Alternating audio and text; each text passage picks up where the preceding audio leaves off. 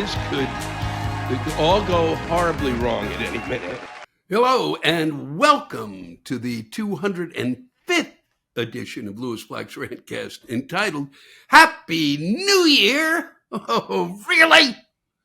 Oh, and here we are, once again, looking at the sky on New Year's Eve, screaming Happy New Year at the top of our lungs, plaintively pleading that this will be the great new year we've been waiting for. Okay? I said this last year. I said it on New Year's Eve. And what did I get for a year? I got a piece of shit year. I got a miserable year. We all, maybe you didn't. I did. I just watched things go right into the dumpster. I can't, there are not enough words for the madness of the last year. And especially, it just got weirder and weirder and weirder and weirder. And it wasn't because of the election, okay?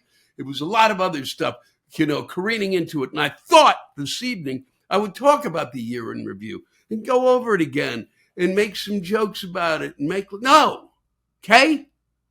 Not going to do that. We don't need to go through this year again. Enough is enough.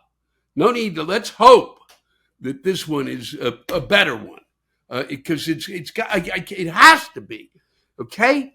Year after year and after year, we hope that I keep saying about myself, no, this will be it. This will be the Happy New Year. Things will turn around now. Things turn around, they come right back at you, okay? Like you're entering the tunnel the wrong way and the light's coming at you.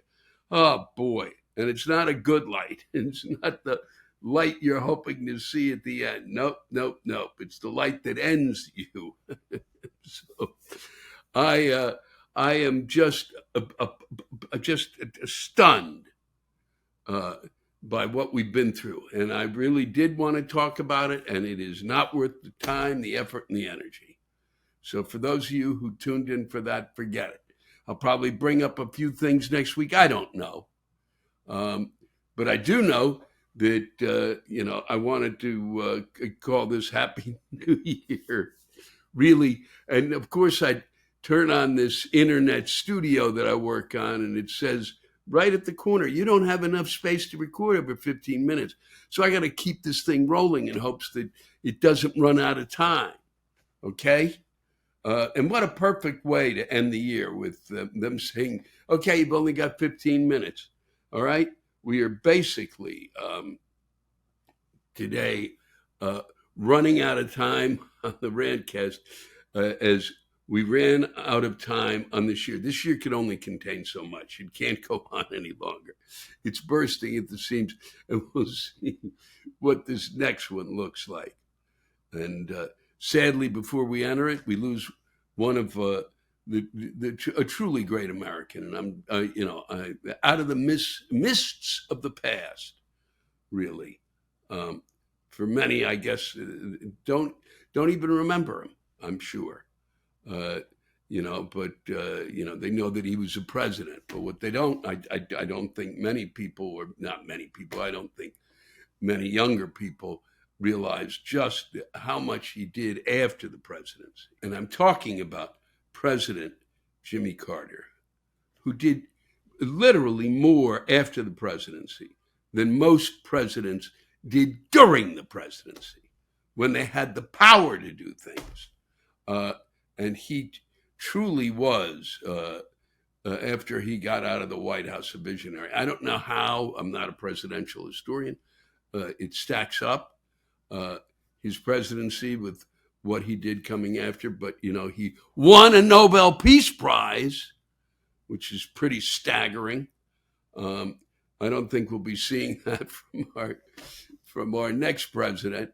And I think that what he did was he woke up the other morning and just went, enough's enough. I'm not going to sit here and watch what goes on now.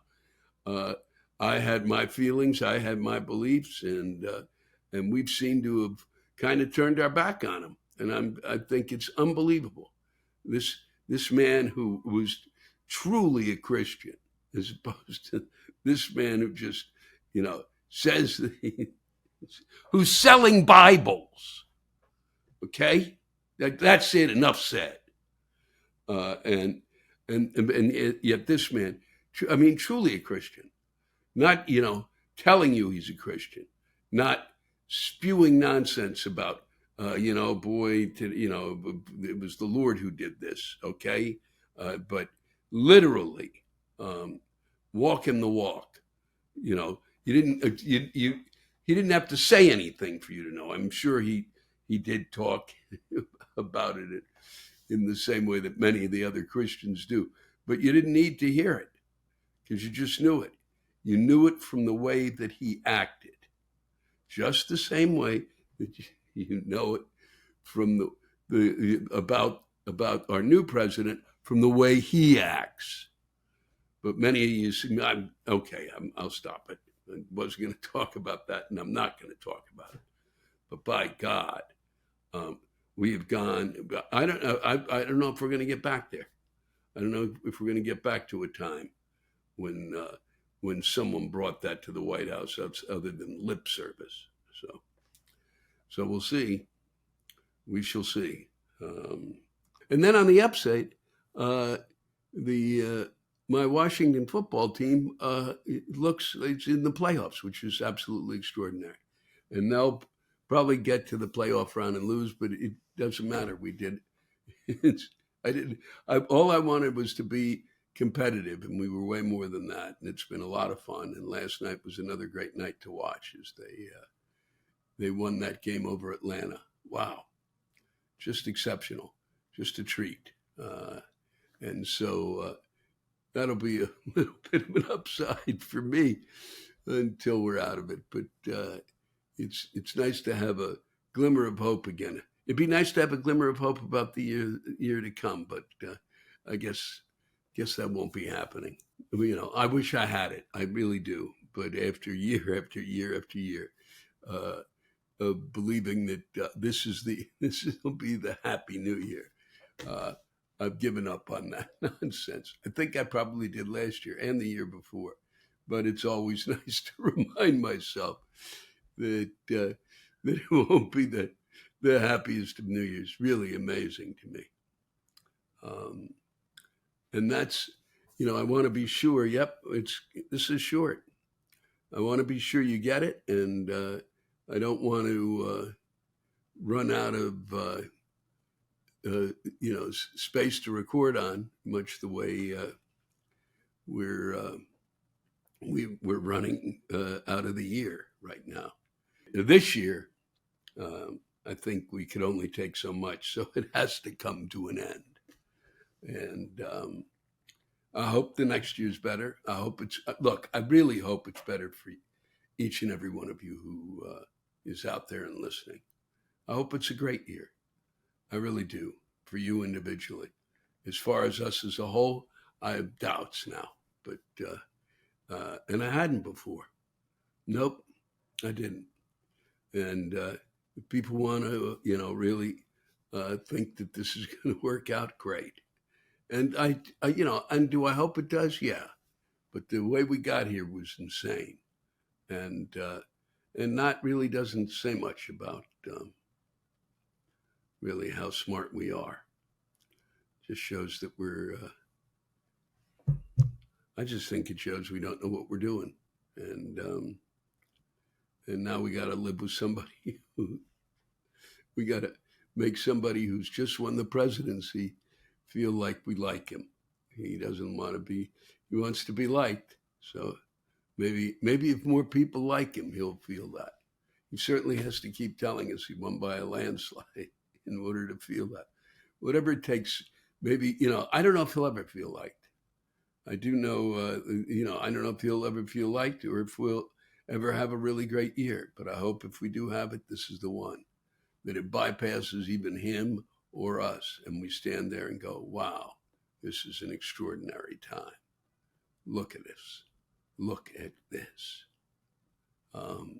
So wishing you all nothing but the best. All glory be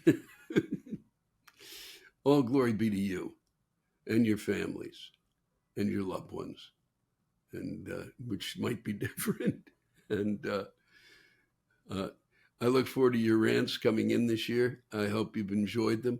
I want to thank all of you for coming out to the shows that I did and spending and sharing your time with me. Uh, it, it's overwhelming. And as my tour winds down, let me just say once again, it's a privilege and a pleasure to be spending that time with you and be able to say goodbye. And I only wish that I was as present as as I've been during this last run. And present in the sense of when the show ends. Usually, I didn't put the time into really spending with you out there and taking that final moment. I am now, and it means the world to me. And that's what I got as we move into the 11th minute of the Rantcast. And I have to stare at that. But thank you. I hope you enjoy these rants that I share with you today. And please continue to send them in. And don't worry about them being funny. Just be angry about what you're angry about. And I guarantee, just let it rip and it will be funny. That's the way it works. It certainly did for me. That's why I started the Rantcast. To let you, blast your feelings into the universe through my voice. And I try to read it as best I can. And if you let it rip in your writing, I guarantee it will give you satisfaction, and it will be very, very funny about anything. Okay? I hope to see you down the road. I hope you all take care. I hope this is the year that we all go, wow, wasn't that something? Here's a nifty rant from Chuck Caldwell from down in Durham. Lewis, I remember a show sometime back when you talked about Prevagen. My wife is a pharmacist, and I have quite a few friends who are physicians. And we play golf together, so you know that we talk all kinds of shit on the golf course, especially after a few adult beverages. I noticed, obviously, there are many ads on the tube about Prevagen. The latest from a paid pharmacist from Flowery Branch, Georgia, who talks about how his life is so much better since he began taking Prevagen. He actually said something about how recommending this shit to his clients is a great thing, and the rest of the fucking rhetoric that goes along with this insane bullshit. All of the healthcare professionals that I know and others respond the same way when I ask them, does this shit really fucking work? The answer is always a resounding, fuck no. I truly believe that the paid pharmacist needs more than Prevagen. He needs a goddamn fucking brain with which to think. I think he may need more than he is recommending to his customers. I wish I could get paid for saying that shit. Thanks for reading. No, Chuck, thank you. I appreciate it. And appreciate you being a longtime fuck you member. And even being a Dookie, I'll take that. You're a Duke fan. It's all right. You got a great team this year. But I bet we beat you one of the games. But we'll get up for we'll be probably at 500 at that point. We'll conserved all of our energy to kick your ass. Yeah, I talked about Prevagen and the jellyfish, the ingredient found in jellyfish. And the joke was is that they found it when somebody saw a jellyfish, didn't remember what it was, and bit the jellyfish. Oh, fuck, a jellyfish. Now I remember. It's not as funny without an audience here, or with me totally remembering the joke properly. I go through these jokes. I have so many of over time that people ask me about a joke, and I don't remember. I remember what the joke's about. I just don't remember the joke. But thank you, Chuck, for pointing out yet again what bullshit Prevagen is. God, if it worked, I'd be scarfing it like crazy. I used to take 10 and 20 at a time. Stop it. I'll stop trying to do material and allow you to speak, Chuck. That's what I should have done. But I'm feeling greedy today. It's rainy, shitty outside, and I'm locked up talking. Thanks for listening. This is from Mandolin B, and it needs to be said. It's one of those things that truly needs to be said. And thank you, Mandolin, for sending it in. Every so often we gotta get the word out there and repeat it again and again and again because the message doesn't get through. Thank you for this attempt, and I'll do my best to do what you have to say justice. I work in the public sector, child support office, because I make bad decisions in my life and career. Please tell/shout to the people all tuning in, pay your fucking child support. Do not call crying to us about how fucked up your life is, money struggles or stress. I do not care. You were court ordered to pay. No one told you to have 17 kids by 14 different women. Not one single fucking person. Huh? Oh, you just now got a job on the day you were due to be before the judge for contempt, and you don't feel you should have to appear? No, that's not how this fucking works. You had over a month notice via 3 different forms of communication and knew damn fucking well it was coming.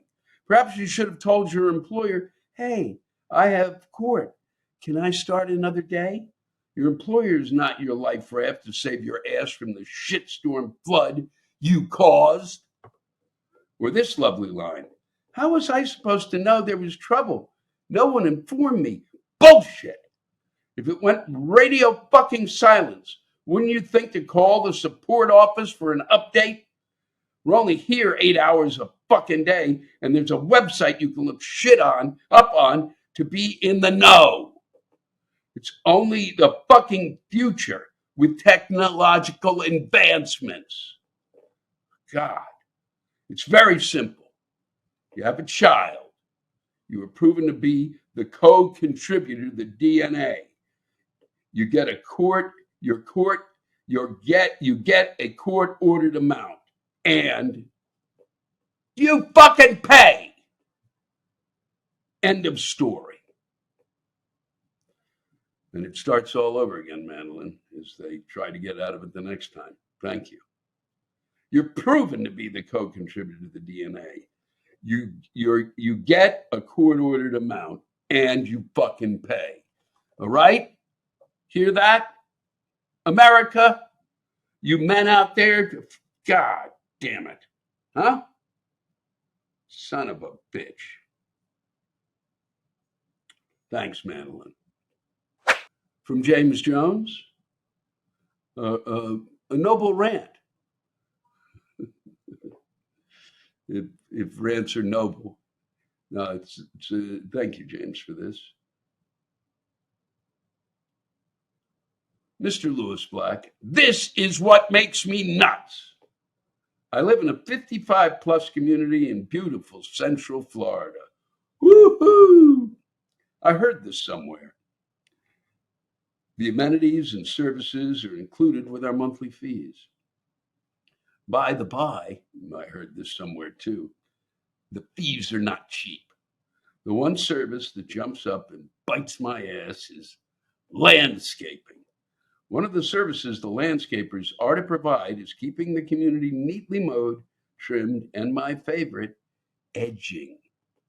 But no, they can't mow or edge the grass worth a fuck. Son of a bitch. They are not supposed to mow when it rains, but they do.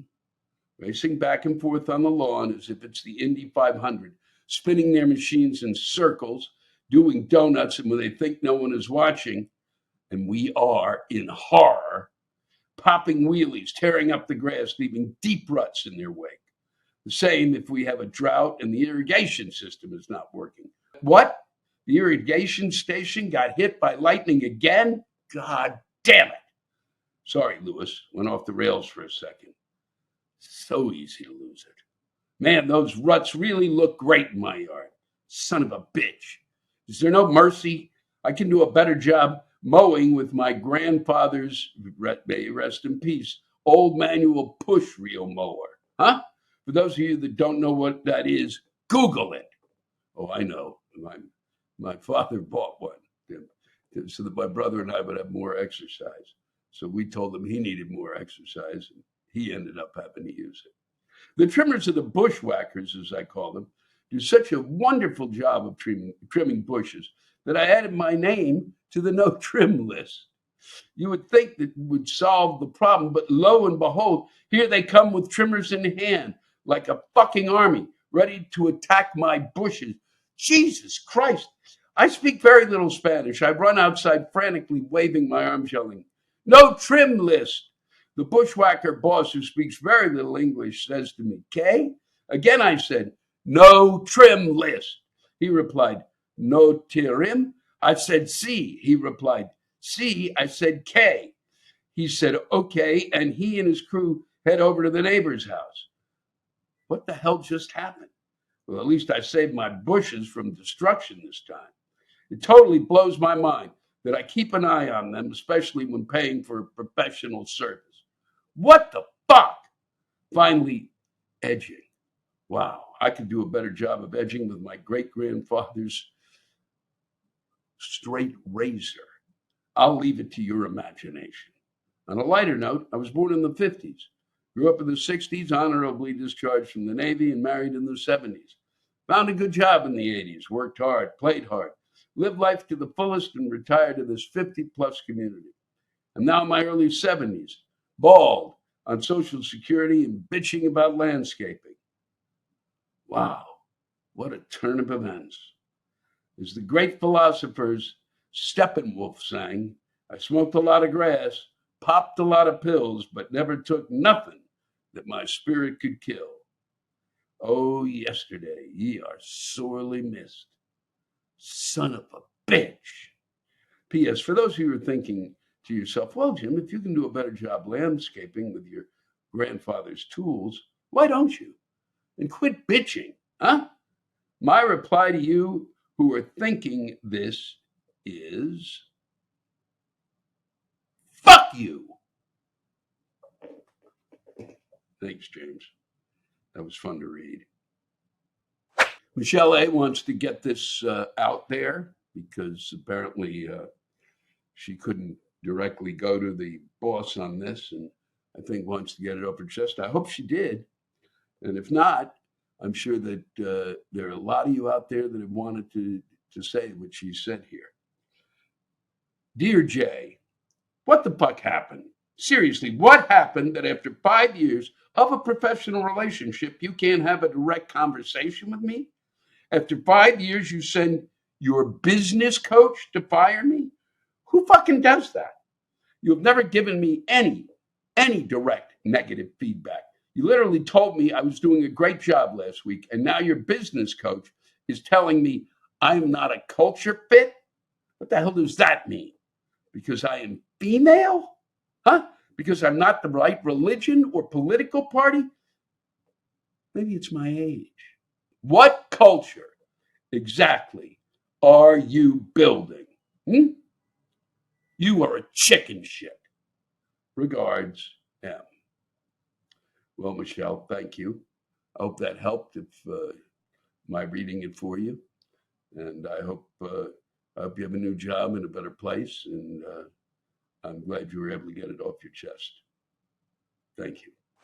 David Petro is a bit angry about our educational system, and but he's talking about it in a way we haven't really heard. So thank you for this, David. I'll be interested to see what folks have to think about this. When did college turn into vocational school? It's all about getting a good job to pay back the horrific loans.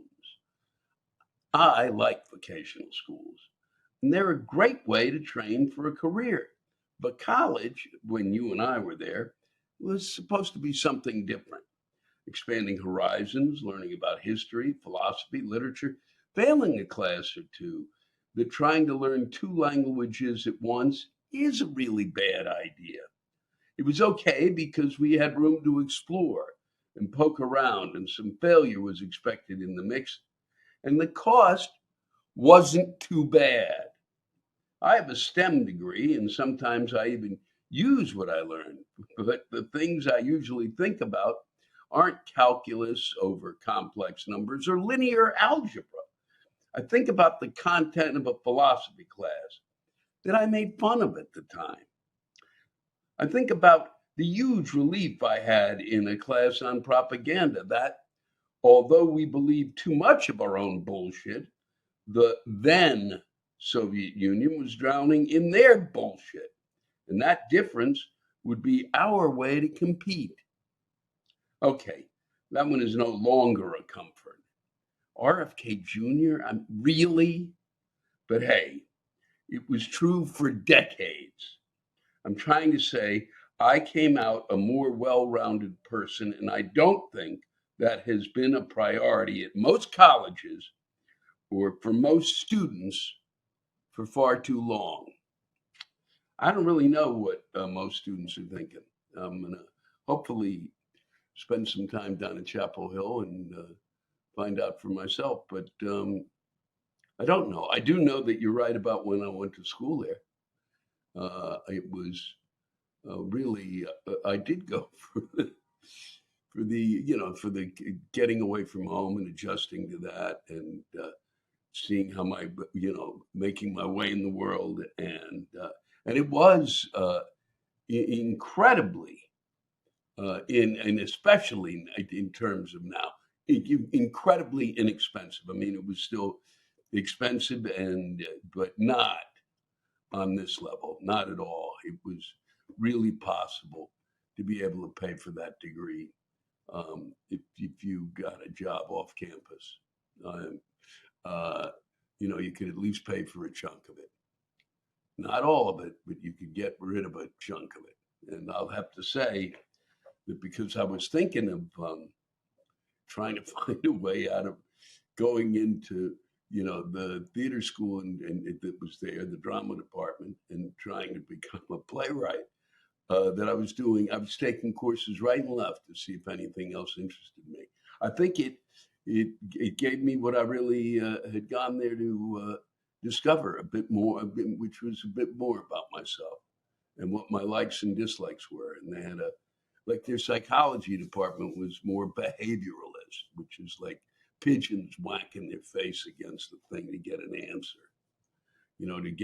To get not an answer, but to get a pellet that would say, "Oh, let's do this again." And it was more about Skinner was the one who seemed to be heavy into it. But they literally, when you went into the psych department, which had some really good courses, but there was like a pigeon in a glass containment there that you could watch whacking away to get some bird seed or whatever the fuck it was. But I learned, that I certainly learned that I didn't want to deal with behavioralist psychology, and I didn't want to be a pigeon, but I did want to learn more about psychology and sociology, and that I didn't want to take geology, even though it was considered to be a gut course back then, being an easy course.